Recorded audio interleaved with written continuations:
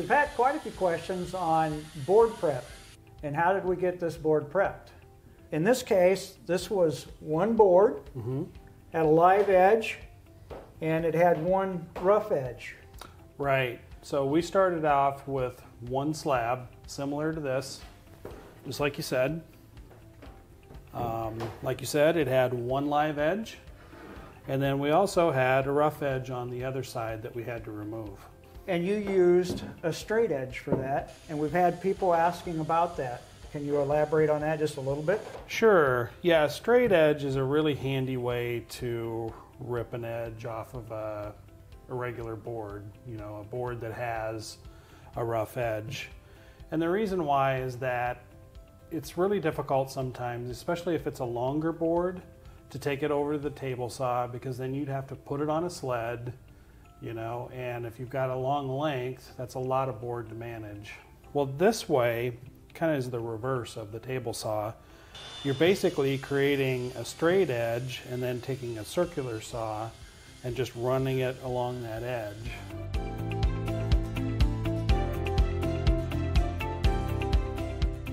And actually, let's talk about how to build one of these real quick. This is simply just a piece of 3/8 or 1/2 inch plywood on the bottom. That's for the base of the saw to ride on. Right. And then there's also a straight edge for the edge of the saw to ride on. In this case, it looks like it's about 3/4 of an inch thick. So what you do is you make these up slightly oversized, the base anyway. Right. And then glue these two parts together, and then you basically run the saw along that edge initially. Sure.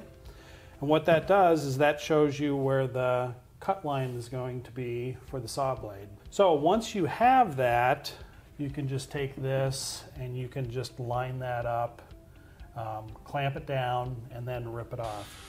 Gotcha. Now when we ripped it, we did have to rip it in several passes, because this is about 1 1/8 inch thick. Even though this is a great cordless saw, cordless saws are a little bit underpowered. Sure. So we did it in 3 passes, I think, to go on ahead and remove that edge.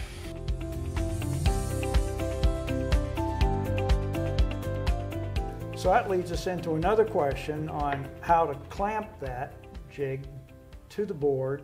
And I know that when you were doing this, you ran into a little snag, and We so did. you got a little tip there for us. Yep, we did. Yeah, we originally used some small 6-inch Bessie clamps, basically bar clamps, to clamp that straight edge in place. And when we were on, I think, the 2nd or 3rd pass, the motor actually, since we were lowering the blade down, that motor got close to this straight edge, the top of this straight edge, and it actually bumped on top of one of those clamps. So that was not going to work, because that means the whole saw is moving as you're cutting, and that's not good. Right. The solution to that's really pretty simple. We just use double-sided tape, and then you can just stick it in place. But there's an additional bonus to that as well. One of the problems with putting this on the workpiece when you're going to rip it is you want those clamps to face down, the tail end of the bar to face down. Well, you don't have much room, much clearance, so the bar ends up having to hang off of the edge of the workbench. So then you have to arrange the workpiece in sort of a weird way. Sure. And that's not always easy. So double-sided tape was really pretty simple and a much easier solution than clamping it. Right, right. It's a good idea.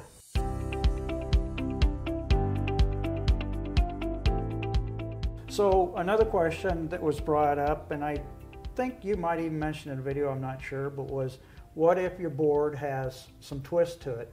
Yeah, and we did run into that. So like we said, this board started out as one board that we cut in half, and then we trimmed the outside edges. Now, after we did that, one of these boards actually had a little twist to it. One was flat, one had a little twist. And sort of demonstrate that, we've got this small board, and you can see that it obviously has some twist in it. Right. So what we did is we took a pencil, flip this over, and we marked that spot, and that's the two high spots. The next step is to actually remove some of the material off those two high spots. There's several ways to do that. You can use a hand plane. I actually have a little power plane. It's one of those that you plug in. Oh, sure. And it's got a cutter head on it, and you can adjust the depth. So I just shaved off those two corners, flipped it back over till it was flat, and then once I had that flat surface, then I could run that whole thing through a planer, and that flattened the top out. So once the top was flattened, I flipped it over and did a single pass on the back side. Gotcha. So that gave me one flat board with no twist. The other thing that I had to do was then on that second piece, I had to make sure and plane it down too. Exactly. To the same thickness. So the board's flat now, but what if you didn't do that and you just clamped that twisted board onto your mold? Would that work? Well, I thought it actually would because I tried that before I flattened the board out, and what I found is that it actually just twisted the mold. No kidding. Yeah. You know, and it's like there's a couple of different ways to do these river tables. One of our goals was when we went to sand the top and the excess epoxy off. Right. We wanted to make sure that we could get everything as level and as flat as possible because we were just going to use a random orbit sander to sand it smooth and flat.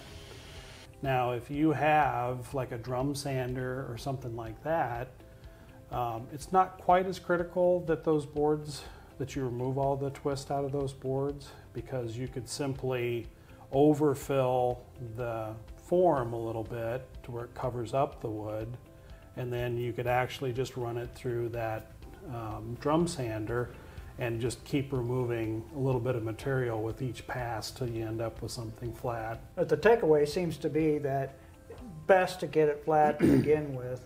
Because even if you try to do it in a drum sander, you run the risk of maybe gumming that whole belt up, and then you've got a problem then too. So right, it's best to get it flat to begin with, and that seemed like a pretty good technique right there. So. Yeah, so absolutely. The flatter you can get it, the better off you are. You have a better start before you start sanding. All right.